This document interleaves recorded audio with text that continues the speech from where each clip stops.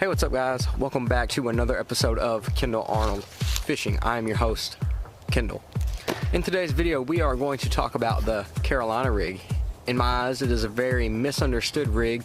It has a lot of different components made into it to make the rig itself, but it's completely worth it during the winter time. Right now is the time to be throwing a Carolina rig on deep structure and stuff like that. Offshore, it's awesome, and you can even catch fish up shallow with it around riprap and stuff. If you got this month's mystery tackle box, then you probably got the Carolina rig kit from Carl's Stash. This little thing has everything that you need and more to make your own Carolina rig to throw during the wintertime. I'm not going to talk anymore. Let's go ahead and I'll show you how this thing is rigged up and give you a basic idea of how to fish it. Later on in the next video or a couple videos from now, we will go out on the lake and I'll show you exactly what to do, how to fish it, everything that you need to know.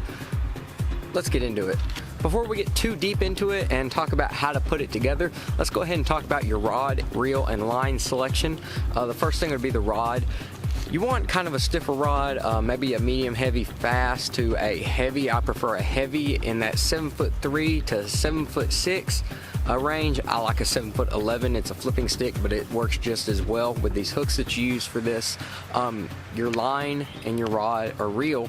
Your reel, you want kind of a fast gear ratio on, like a 7-to-1 or faster. I use the 9-to-1 Speed Demon. It is very quick, gets that line back in the reel, and gives you a little bit of leverage on the fish. The line, there's two different types of line that you actually want to use for this. One for your leader, which you will need connected to your bait, and then your main line. Your main line needs to be a little bit heavier too, in my opinion. I like 17 to even 25-pound test depending on where I'm fishing. I just tend to hover around that 20-pound mark, and it needs to be fluorocarbon. Fluorocarbon sinks. This is a bottom contact lure. You need it on the bottom, so fluorocarbon, bottom, you know, it goes together very well because it sinks. Now the other line that you need is mono. Mono has some stretch to it, so that's where that heavier rod can come into play. You can get a hook set really well with that, but it also does some stuff for the bait. That mono line floats. It lifts your lure off the bottom a little bit and can give it a little bit more action whenever it's stopped, and whenever you're dragging it along the bottom, it moves it a little bit differently than it would if you had just fluorocarbon. With fluorocarbon, it would just be, you know, sliding along the bottom. So monofilament to me is very key. Get a few extra bites that way. Some people even use it on suspending fish. That's kind of extreme in my opinion, but if it works, then it works. Alright, so one thing I failed to mention in the last little clip is the size of monofilament you want.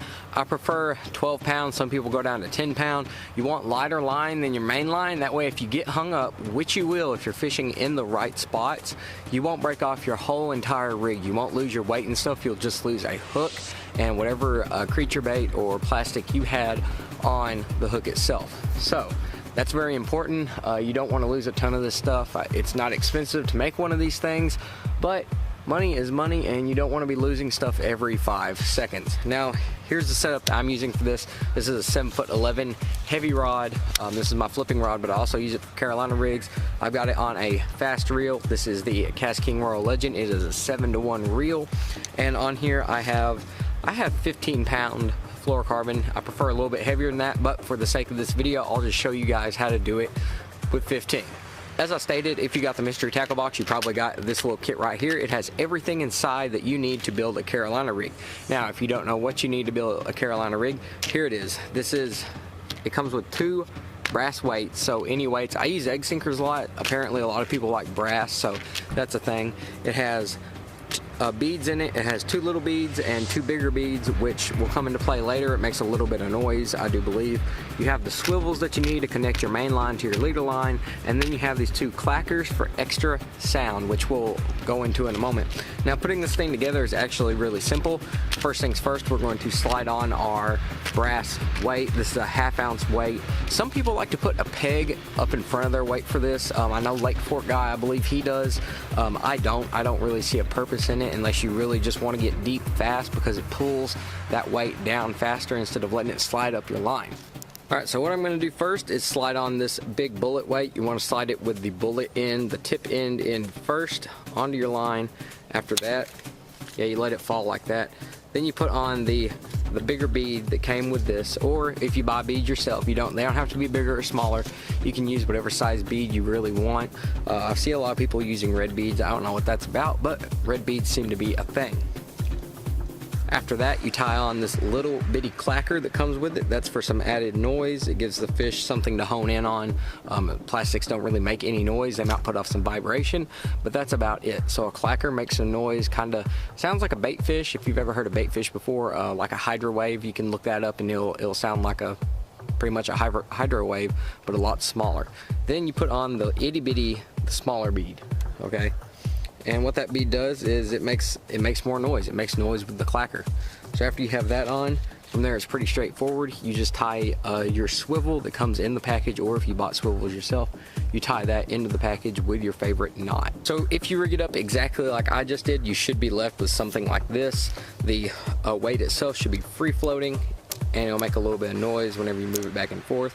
That's the whole point of the clacker and everything, to make noise. So as you can see, it's between the two little beads, and then you have the big weight. After that, you want to tie on your leader to this itty bitty swivel. This is kind of a small swivel, but you want to tie it onto that, and you can use your favorite knot to do that. Now, as I said, I prefer a lighter line. This is 12-pound fluorocarbon, or not fluorocarbon, this is 12-pound monofilament. And what I do really for this is, number one, you have to think about your leader length. How long of a leader do you want? Most people say about 18 inches. This is a lot more than 18 inches. This is about 3.5 feet, so we're gonna cut that down a little bit. But I tie a Palomar knot in this because you can really control how much line you have in that leader with the Palomar knot. You just have to pull the tag end out just a little bit extra. After you've done that, your leader is tied on, and all that's left to do is tie on your favorite hook. Now, usually I like extra wide gap hooks around a 3/0 size. And this one came in the mystery tackle box. This is a straight shank worm hook. I don't really know a lot about this. I believe this is Mystery Tackle Box's brand, but you can use your favorite knot to tie it on there. Once again, I like to do the Palomar knot because I can control how much line I have in both the tag end and in the leader. After you've got your hook tied to your leader, you can attach any soft plastic that you want. Now, this month's Mystery Tackle Box was really geared towards the Carolina rig, and it came with these little plastics right here. I forgot the name of them promptly, but these nice finesse looking small profile plastics are perfect for the winter time. You can just take them, put them right on the hook, and go fishing. It's a simple way to fish. We'll go into detail about that later, but there's a reason that they call it the ball and chain, and that's because, well, you drag it around like you would a ball and a chain. So the finished product should look a little bit like this. You have your, if it'll stop shaking, you have your weight, your bead, your clacker, your other bead, your swivel, your leader line, your hook, and then your plastic. Pretty simple rigging. It takes a minute to put together. Thing casts a mile though, and it is a very, very, very effective wintertime bait. I want to thank you guys for watching this little tips and tricks video from Kendall Arnold Fishing. And if you happen to like this video, go ahead and hit that subscribe button. I'll see you guys right here next time.